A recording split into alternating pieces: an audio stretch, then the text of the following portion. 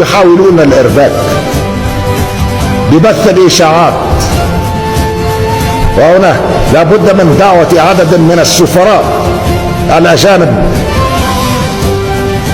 لدعوة عواصمهم إلى عدم التدخل في الشؤون الداخلية لتونس.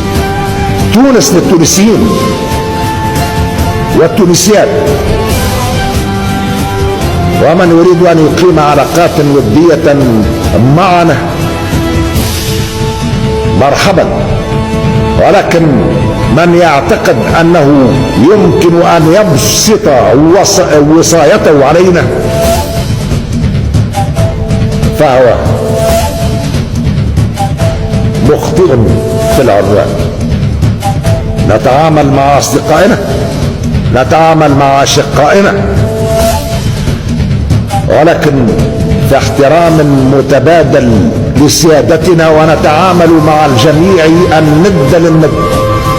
الدولة التونسية يجب أن تستمر، والوطن التونسي وطننا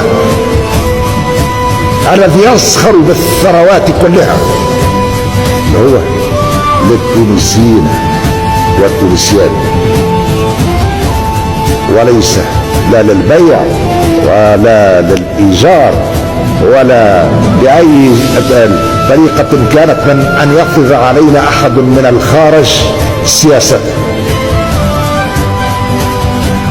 الذين استشهدوا من أجل استقلال تونس، والذين استشهدوا ضد الظلم والاستبداد